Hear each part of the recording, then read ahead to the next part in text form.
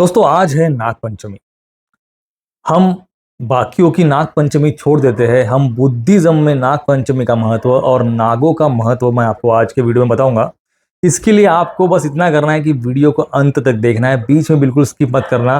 तभी आप पूरी जानकारी समझ पाएंगे और जान पाएंगे कि बुद्धिज्म में नागों का क्या महत्व है और नाग पंचमी कहाँ से उत्पन्न हुई है।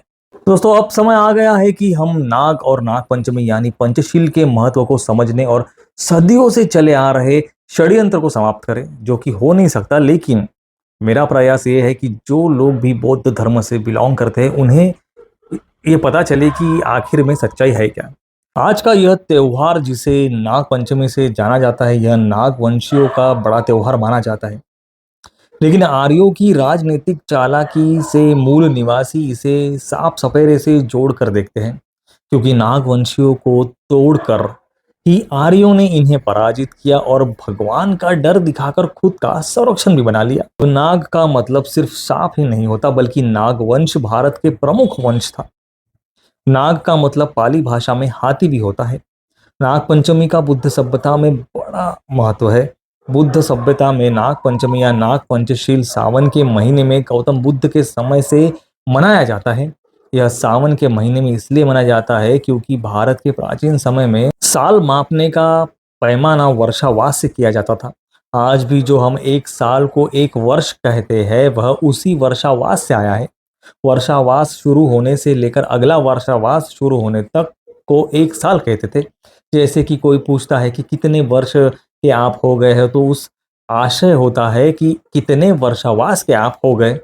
प्राचीन समय में वर्षावास के समय बुद्ध भिक्षु एक ही जगह पर रुकते और भ्रमण नहीं करते थे। पूरा वर्षावास एक ही जगह रुककर पूरे सावन में पंचशील का पालन करते थे। नाग पंचमी या नाग पंचशील प्राचीन समय से ही, जब सावन महीना शुरू होता है और चंद्रमा जब बढ़ना शुरू होता है, तो उसके 5वें दिन यह उत्सव सामूहिक रूप से घर घर मनाया जाता था।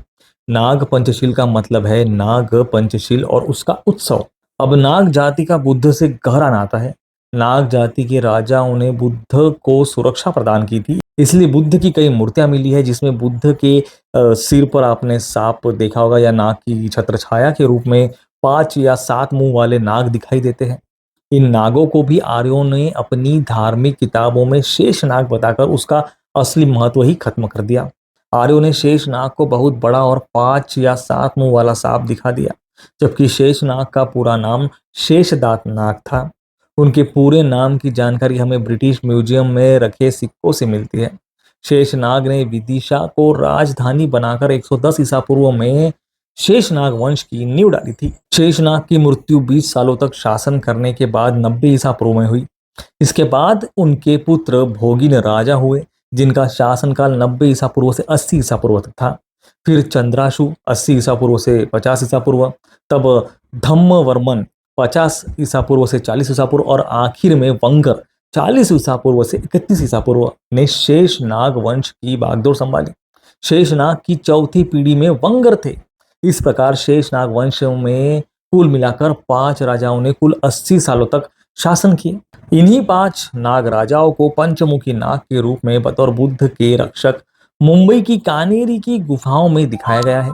शेषनाग दत्त, भोगिनी, चंद्रानशु, धम्मवर्मन और वंगर, इन्हीं 5 नाग राजाओं को बुद्ध प्रतिमा में दिखाया गया है या हमेशा दिखाया जाता है। कुछ बुद्ध की प्रतिमाओं के रक्षक 7 मुखी नाग है। ओडिशा के खुर्दा जिले के गोविंदपुर गांव से बुद्ध की जो प्रतिमा मिली है, जिस प्रतिमा की रक्षा 7 मुखी नाग कर रहे हैं, वह 7 मुखी नाग वस्तुतः नवनाग वंश के 7 राजाओं के प्रतीक है। पर आज जो नाग पंचमी मनाई जाती है उसे पूरी तरह से सांपों से जोड़ दिया गया है, काल्पनिक कहानियों से जोड़ दिया गया है। इसे इसी बात से समझिए कि वैज्ञानिक ने यह साबित किया है कि कोई भी रेपेटाइल यानी रेंगने वाले प्राणी दूध नहीं पी सकते। उनकी शरीर की बनावट ऐसी है, अगर वह दूध पिएंगे तो सांप घुटन से मर जाएंगे।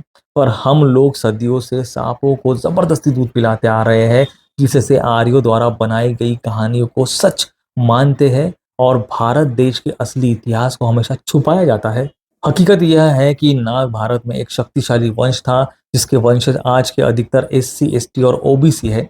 इतिहास यह है कि भारत के बड़े भाग पर नागवंशीय राजाओं का शासन था। कुछ सबूत हमें आज भी मिलते हैं जगह के नाम जैसे अनंतनाग, नागालैंड और नागपुर जैसे शहर। यही नाग लोग पंचशील को एक महोत्सव के रूप में मनाते थे, जिसे नाग पंचशील महोत्सव कहते थे, जिसे अब नाग पंचमी का रूप दे दिया गया है और काल्पनिक कहानियों से उसे जड़ दिया गया है। सच यही है कि नाग शब्द भारत के मूल निवासी मानव जाति है, जिसे आर्यों ने अपने आगमन के बाद इन्हें जीव जंतु बना दिया, ताकि यह सिद्ध किया जा सके कि नागवंश सांप जैसे जंतुओं की वंश परंपरा है।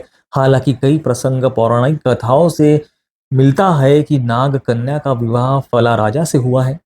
इसका मतलब कि कन्या लड़की थी जो मानव जाति से है, लेकिन आर्यों ने पूरी नाग वंश की ऐतिहासिकता को मिटाने का षड्यंत्र रचा और आज जो हम नाग पंचमी मनाते हैं ये भी इसी का ही एक षड्यंत्र है। यह आर्टिकल लिखा था दोस्तों बहुजन परिवार ने। आप इसे गूगल पर भी सर्च कर सकते हैं, जिसे मैंने आपको पढ़ के आपके सामने पेश किया कि वो कहना क्या चाहते हैं।